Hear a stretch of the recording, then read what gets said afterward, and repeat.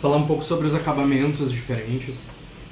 O importante, para resumir bem, é entender que as facas japonesas, por toda uma questão tradicional de como elas são feitas, de como elas são fabricadas, mesmo as mais artesanais, na maioria dos casos, assim, 99%, elas não vão vir do cuteleiro ou de fábrica no ápice da sua performance ou no ápice da sua estética.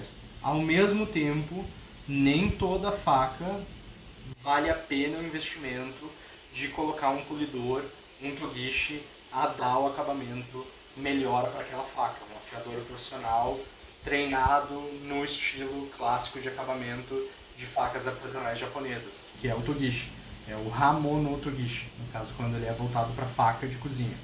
Se ele é voltado para espadas, é muito mais difícil, é outro mundo, é muito mais caro. Aí seria o Nihon Totogishi. E é daí que vem essa tradição, porque nas espadas, o ferreiro ele faz a forja e o desbaste muito cru, a geometria e o perfil, mas ele não se preocupa com a afiação final, nem com a geometria final da espada. Quem faz isso é o Togishi, porque demora muito tempo, demoram dias. Isso migrou para as facas, por quê?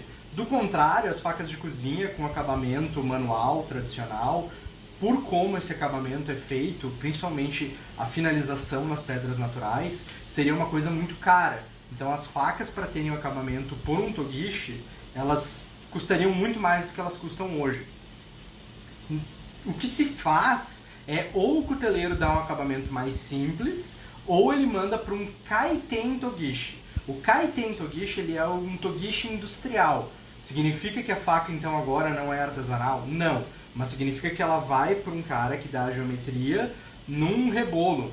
Ele não faz tudo manual. Esse rebolo, ou roda d'água, ele é uma pedra de afiar que vai dar o desbaste, mas ele não vai dar aquele acabamento clássico nas pedras naturais de bancada, de mesa, que demora dias. É um acabamento bem rápido de fazer e bem simples. E é um acabamento que não é equivalente, não representa o máximo estético de performance que a faca pode atingir.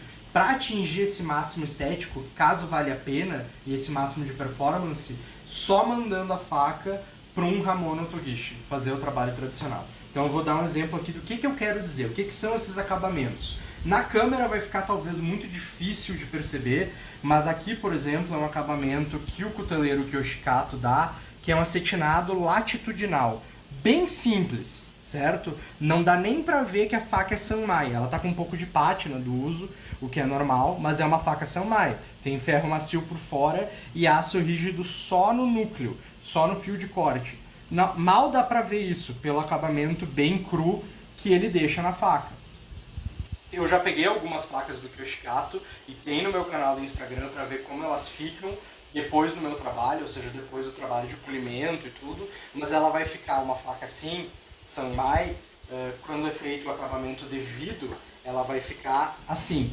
Esse acabamento, na verdade, não é meu, é a única faca que eu tenho com acabamento de outro togishi que não eu, e é um togishi, um Hamono Togishi extremamente qualificado, que eu respeito muito e admiro muito, que é o senhor Morimoto Hiromi, ou Morihiro.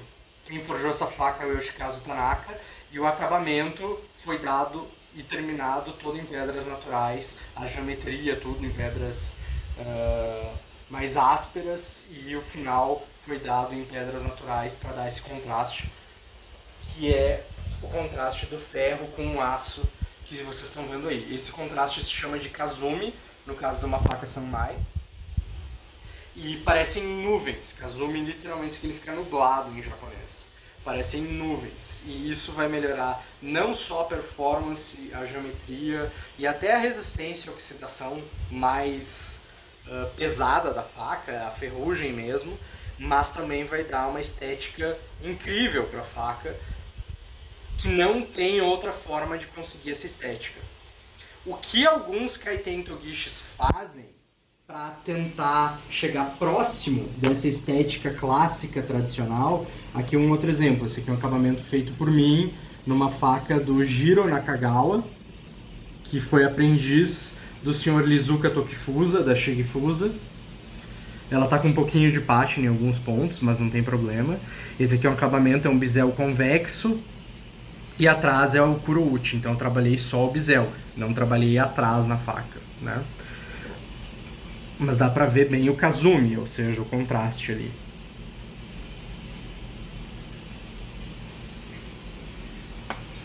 O que se tenta fazer, alguns kaiten togishis tentam fazer, para ficar com um acabamento parecido com esse tradicional, é simplesmente deixar um acetinado longitudinal, no caso desse aqui, e depois dar um jateado de areia.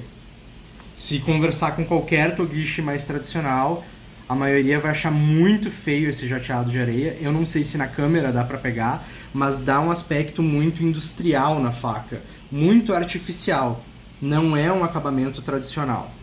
Eu prefiro, se vai ter esse acabamento aqui, esse jateado de areia, eu sinceramente prefiro um acabamento como o que a Shigefusa, a família Shigefusa dá nas facas deles, que é simplesmente um acetinado longitudinal muito bem feito.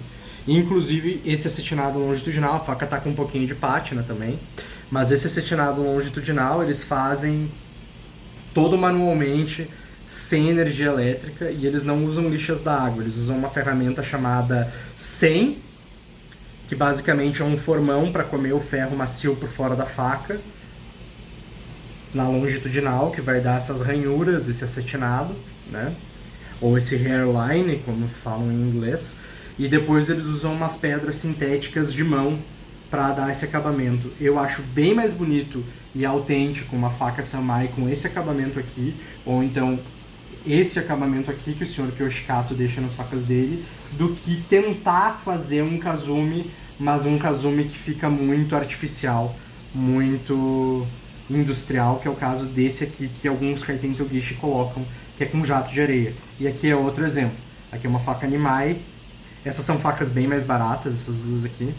Eu entendo porque que é feito esse acabamento, mas, enfim, não é nada tradicional. E essas facas, elas além disso, pelo acetinado delas ser feito em lixadeiras de cinta ou em rodas d'água, que são rebolos abrasivos, né?